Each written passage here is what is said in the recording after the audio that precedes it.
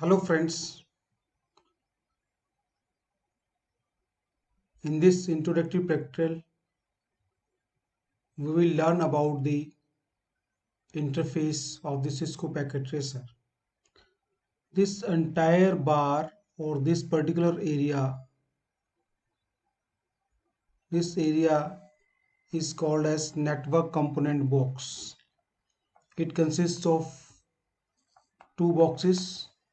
This is device selection box and this is device specific selection box. Now if I move my mouse over the first tab, it shows network devices. Then if I move to the next tab, it shows end devices. Let's click on the end devices. When I click on the end devices, it shows specific end devices over here. If I click on the network devices, it shows specific network devices over here. So I will click on end devices. Now in end devices there is personal computer, laptop, server of a particular make, printer, IP phone, voice over internet protocol device, phone, TV, wireless set and many more. So in the first practical we will start with the personal computer. Click on the personal computer. Click on this area which is called as workspace. Click on the personal computer. Click on the area which is called as workspace. So you can see there are two personal computers are put over here. Another method is you can click over here and drag the particular device. For example, I drag this laptop, I drag this printer and put over here. If you want to place n number of devices, in that case simply go to a particular device, for example program personal computer, press Ctrl, click on the personal computer. Now click in the workspace area wherever you want to place this personal computer. This is how we put the end devices into the workspace area. Now to delete these devices,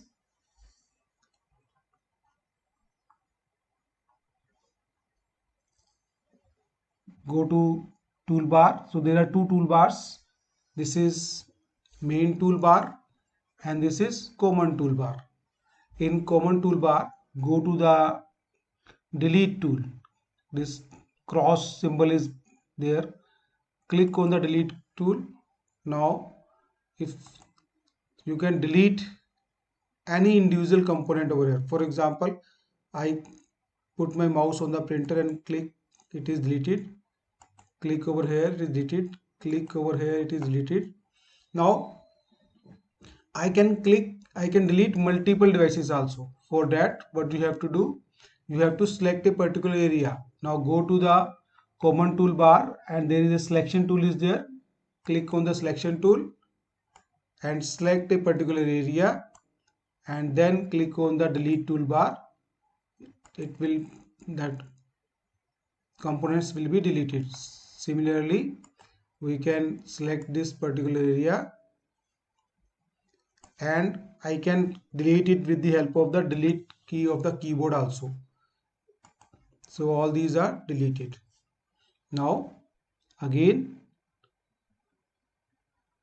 scroll your mouse to a particular PC, click Control and click on the PC. Now you can place it over here by clicking in the workspace area.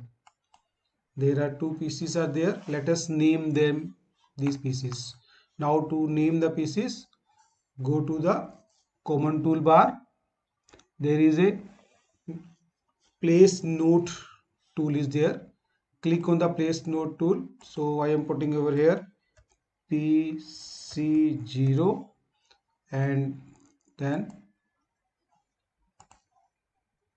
Again, place node toolbar PC1. Now there are two pieces are there. I can align them with the help of the selection tool. I can write them, put them where I require.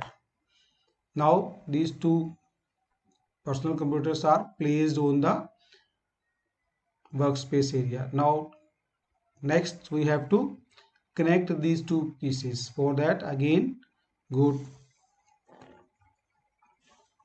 to the network component box, where device type, in the device type go to the connections. So click on the connection. Now we know that to connect two personal computers or two devices, two similar devices, we need cross wire. Go to the copper crossover wire, click on this wire. Now bring your mouse on PC0, click on this. It will ask for the port. So when we are connecting two computers, we are connecting it to fast Ethernet port. Click on fast Ethernet port of PC0, click on the PC1, click on the fast Ethernet port. Now this green symbols shows that both your computers are physically connected. There is another way. Again go to the delete tool, delete this wire. Now in the connections, go to the automatically chosen connection type. When we click on this particular tool, automatically choose connection type, it will automatically choose the wire as well as ports. So click on this, go to PC0, click on here, and then go to PC1, click over here. You can see it is automatically connected with the crossover wire. Now I can align this PC by dragging it like this. So I can drag an individual PC, I can drag an individual thing, or I can drag the entire scenario by selecting the particular area. Click on the selection tool, select the area. Now click on any one of the mouse and you can move it. Click on any one of the personal computer and you can, any one component you can move it like this. So entire area is moving like this. If I want to move this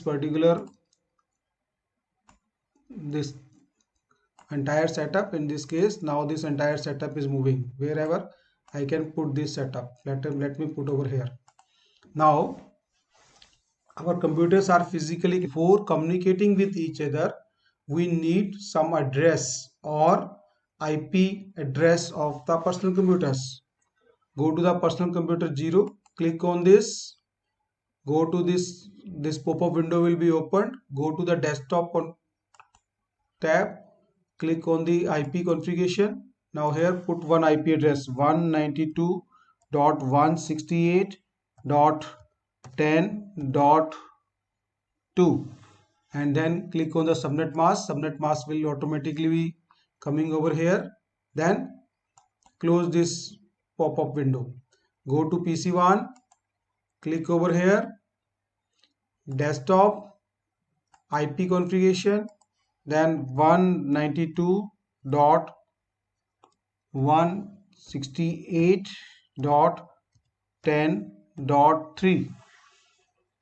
So IP addresses are given to the personal computers. If I scroll my mouse over PC0, it shows here 192.168.10.2, and similarly here it also shows 192.168.10.3. Now to see, communication can be seen over here in two modes. One is real-time mode, another is a simulation mode. Real-time mode and simulation mode. First click on the real-time mode. Let us see the communication in the real-time mode. This particular area is called as packet window. Now let us see. Go to the common toolbar. There are two packets are there. One is simple PDU, simple protocol data unit, simple packet, and complex packet. In the case of complex packet, we can change the properties of the packet, but presently we will take a simple packet. Click on the simple packet, then drag that packet on PC0, click on here, and then PC1. That means I want to send the packet from PC0 to PC1. So you can see over here, now this successful communication is being shown. So let me delete over here. Again, let us see, take a packet from PC1 to PC0. So it is showing successful communication. Okay, delete. Then let us see the entire things in the simulation mode. Click on the simulation mode. Here it is event list. I can view the event list or I can unview the event list. Now go to the packet, take a simple packet from PC0 to PC1, and now let us see the movement of the packet. So if I want to see the packets step by step, in that case I can press these two buttons, or if I want to see the entire communication, I can press the play button. So first of all, packet is ready with to be communicated at PC0. Click over here. Now packet moves to PC1. So PC1 receives the packet and it acknowledges the packet that I have received the packet. Acknowledgement is done and communication is over. Okay, now when this tick sign shows that communication is done. Similarly, again delete the scenario. I can communicate between PC1 to PC0. Again, I can do it in one click. Packet is going and acknowledgement is received.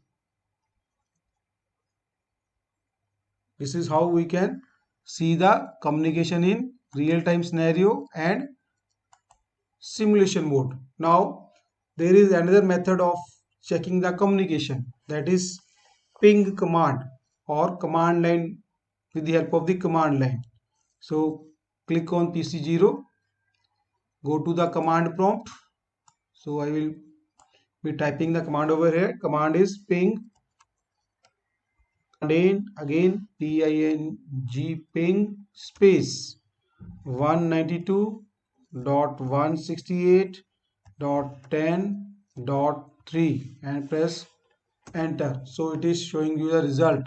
So ping command, format for the ping command is ping space IP address. So I am checking that whether my PC0 is able to communicate with the PC1 or not. So I give ping command. So it is showing pinging 192.168.10.3 with 32 bytes of data, the size of the packet. So that means reply is coming. So my communication is successful. That means both the two computers are physically and logically connected to each other. Thank you, friends.